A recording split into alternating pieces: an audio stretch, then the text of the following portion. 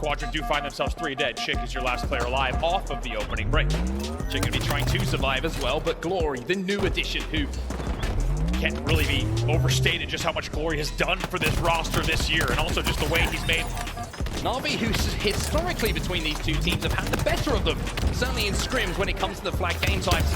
Well, they haven't been performing too well in their flag game types recently. With a heat wave in your mauler, that will spell disaster. 8:45 on the clock. 2 snipers here though, 4 Quadrant. Jimbo's going to take 1 down, but SLG does trade the kill out, and there is, NAVI at least have a little bit of space to work with, but it gives us an opportunity maybe just to look back on the difference that we've seen between the two teams so far in this game, Andy, right? For NAVI. Now, what can you make of this, NAVI? You have to put this to use. You have to pick up the Slays, and you have to get that flag moving. Legend in a 1v1 and won't win it. One more.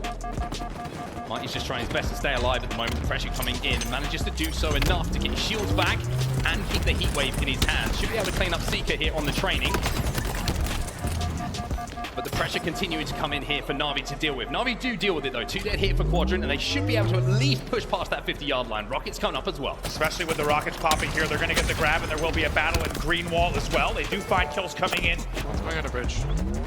One shot there second. On the bridge to the runway, one's going on runway. Go to green. One shot there, nude dead. There's 2, runway, and then last guy's there's 2. If you push your high, last guy's there's 1. 3 dead. Last guy's there's sword somewhere.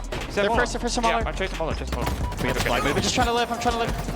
Well, NAVI do get that flag on the board. It's 1-1 now, and all of a sudden, trying to play this one slow and careful though. Chick no shields. Jimbo's going to try and force this one. Mighty's is there to keep him a little bit of cover here, and if he can pick up the kill on Seeker, then all of a sudden NAVI will have this flag back to their side. Marcus said that NAVI thought that they'd more done everything they needed to. More shots from Mighty's as well. Still 3 dead for Quadrant. Having come 3rd in their pool, taking down LBT. Struggle a little bit against FaZe. 2v2. The dynamo damage there, and I think even making sure to not trade on the first kill is pretty important as well, because he was able to get the damage that they needed. So as a result, things will stay here.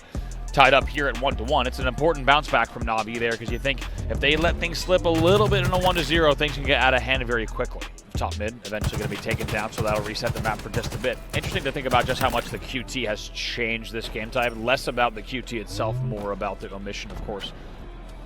And it looks like unopposed at the moment. Might is going to find himself inside of this space. We'll be able to clean up a nice simple kill, and might be thinking about getting this one moving.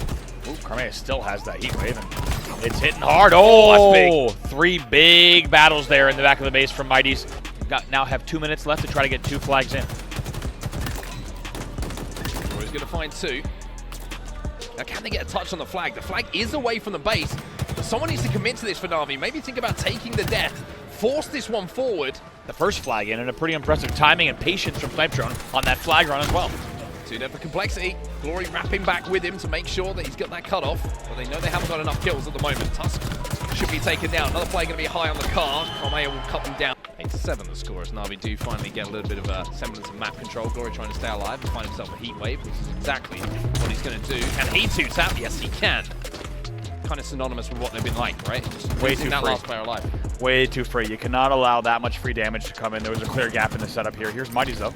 On the flank, gets caught out at A. Good awareness from Gilkey to make sure any sandbag scoreboard pushers would be. A few seconds just to backtrack and realize they had control.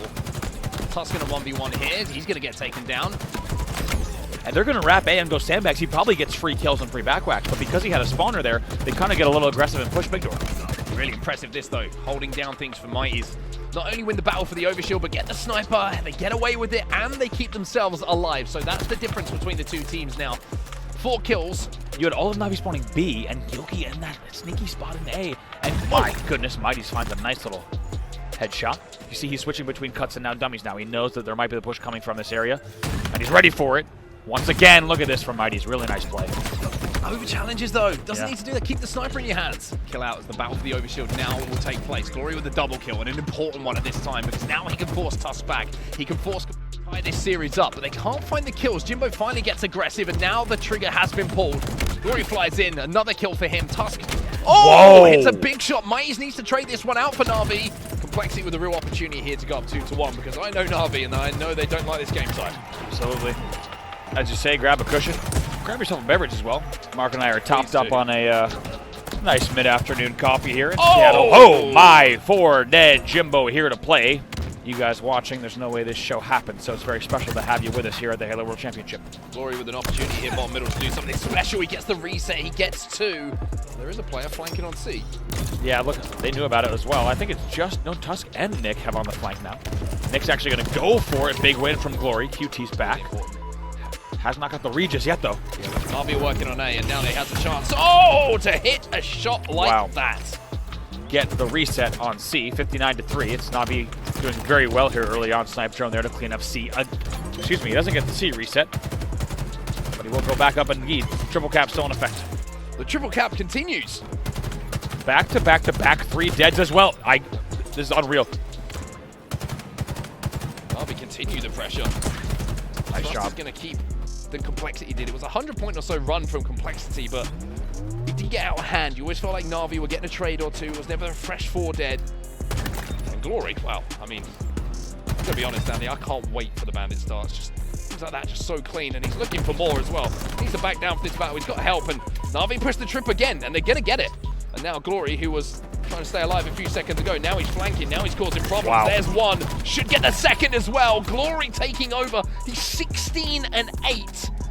And a real opportunity for them to get into the top 8, to start to right some of the wrongs of this year. But Complexity, they're going to know this game type extremely well themselves. Have any idea that Glory is there, and Glory trying to close the gap as quickly as possible with that grapple.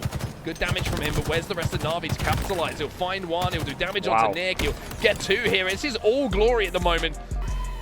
Advantage where you had a 3 dead, you only needed half the hill. Less than that. Is this going to be the same story here for Navi, right? They're so close to closing out this hill.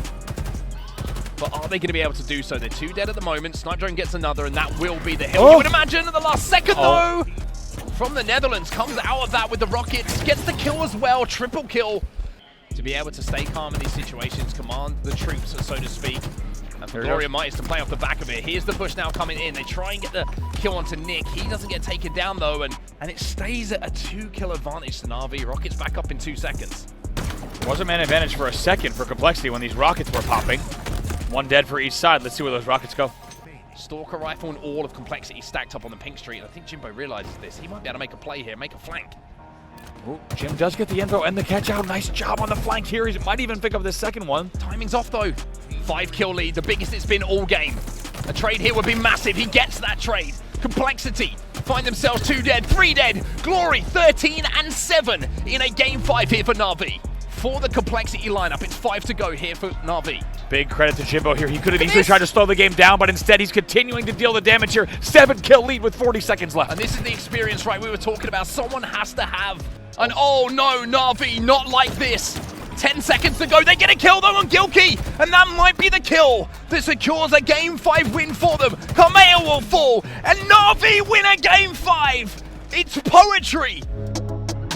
Because Jimbo gets that kill, and now Glory, if he gets even a trade in that situation, will be able to keep them at bay. The double kill comes in, Torlik the only player alive, and they should be pretty close to closing this game out. Yeah, very clean 2v1 there, but here comes the pressure. This is what these guys on Native Red could do so well, win the PD battles, but a very important one, but not 2 from Glory.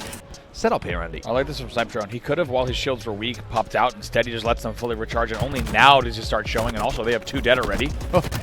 Clean kill, picks up another one. Hold this. Torlik, your only last player alive. More time here for Navi. Very strong on the hold. Had the angle on bottom tram. It's going to allow him to provide some cover, but Rocket's still up here. It's a 1-second advantage here.